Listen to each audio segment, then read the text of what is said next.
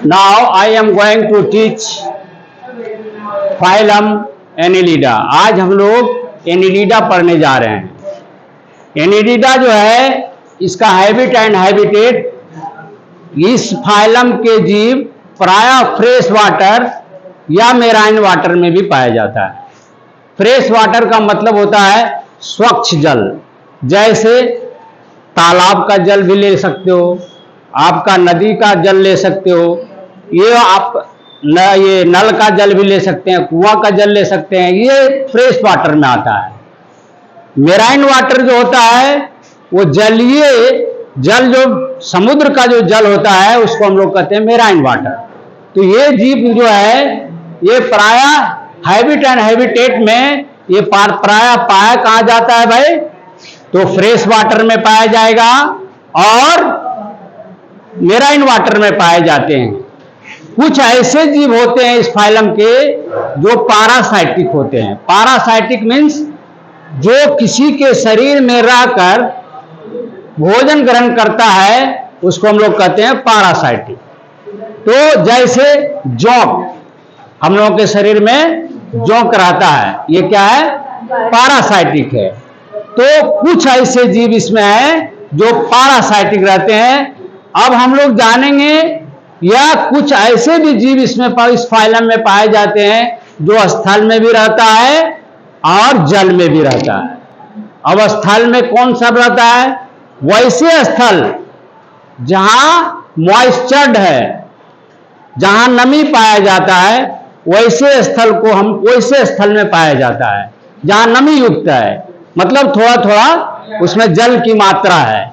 जैसे आप अर्थवर्म्स देखा होगा, ये अर्थवर्म जो है ये हल्का पानी में रहता है, ज्यादा पानी में नहीं रहता है।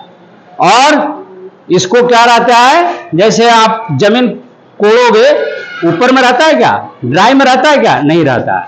ये जमीन के तल्ले में रहता है, मतलब वहां क्या होता है, वो सूखा नहीं रहता है, वो नमी युक्त रहता है। तो कुछ ऐसे जीव होते हैं जो जलीय होते हैं और कुछ स्थलीय भी होते हैं। समझ में आ गया? जैसे इसमें हम लोग लिखा है लीच, लीच है और अर्थवर्म है, ये प्रायः नमी युक्त में पाया जाता है। तो हैबिट एंड हैबिटेट में इतना हम लोग जान गए कि हम लोग ये जंतु, ये इसकी इस फाइलम के जंतु कहाँ पाए जाते हैं। अब हम लोग पढ़ेंगे बॉडी ऑफ स्ट्रक्चर। इसका बॉडी जो होता है वो बिल्कुल सिगमेंटेड होता है, खंडित होता है। क्या होता है? खंडित होता है। और क्या होता है, सिगमेंटेड के साथ साथ बॉडी में जो होता है वह इसमें सिट्टी पाई जाती है। सिट्टी का क्या मतलब होता है भाई?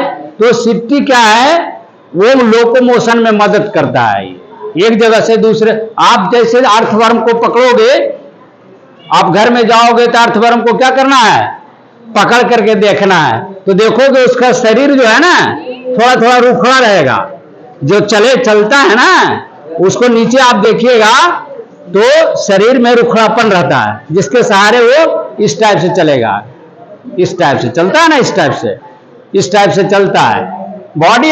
इसमें इसमें ट्रू सीलोम पाया जाता है, इसमें फॉल्स सीलोम नहीं पाया जाता है, ट्रू सीलोम पाया जाता है, जिसके कारण इसमें इसका जो बॉडी ऑर्गन है, ऑर्गन सिस्टम है, काफी विकसित और डेवलप्ड होते हैं।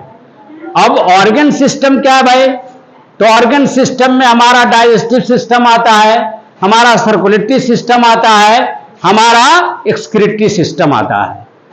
अब डाइजेस्टिव सिस्टम में पाचन से संबंधित होता है, जैसे भोजन करने के बाद उसको पाचन होता है, तो इसका डाइजेस्टिव सिस्टम जो होता है वो डेवलप्ड होता है। सर्कुलेटरी सिस्टम भी होता है डेवलप्ड, लेकिन बंद, क्लोज वास्कुलर सिस्टम में इसका होता है, इसमें क्लोज रहता है, कोई नली में इसका ब्लड नहीं बहता है, इसका ब्लड सर्कुलर जो सिस्टम होता है वो क्लोज्ड होता है, क्लोज्ड वास्कुलर सिस्टम उसको बोलते हैं।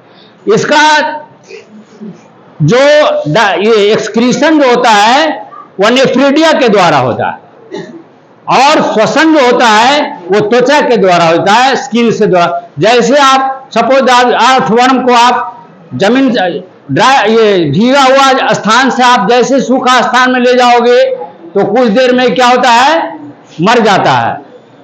क्यों मर जाता है भाई? क्योंकि इसका जो त्वचा होता है वह नमी युक्त होना चाहिए और वैसे हालत में ये श्वसन का काम करता है, और जिसके कारण आप जैसे ड्राई में ले जाओगे, सूखा जगह ले जाओगे तो कुछ देर के बाद क्या होता है, ये स्वतः मर जाता है, क्योंकि रेस्पायरेशन का काम इसका शरीर से होना बंद हो जाता है। ठीक है। इसका एक्सक्रीशन का जो मैंने बताया कि निफ्रीडिया के द्वारा होता है।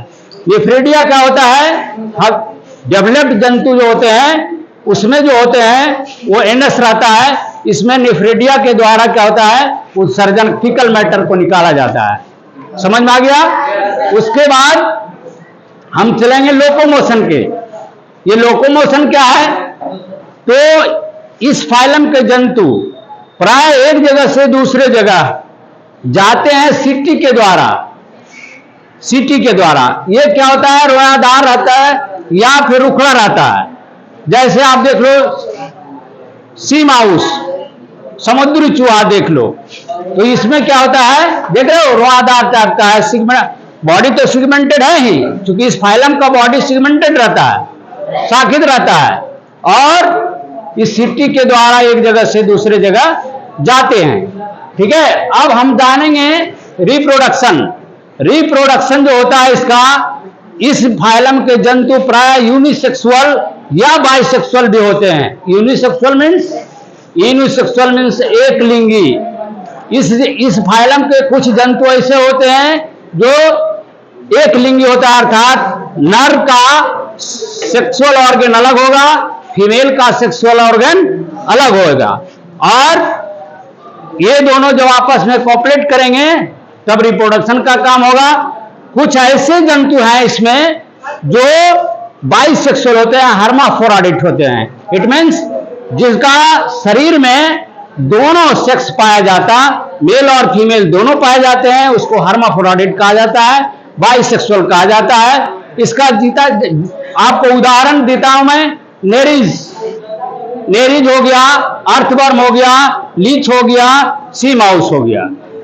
ये जो है आज एनिलिडा का मेन कैरेक्टर जो है, खास करके आपके सिलेबस 9 क्लास में है, वो केवल आपको कैरेक्टर पढ़ना है और कहां पाया जाता है और इसका उदाहरण क्या है। और आप यू अंडरस्टूड? सब लोग समझ गए? Very good.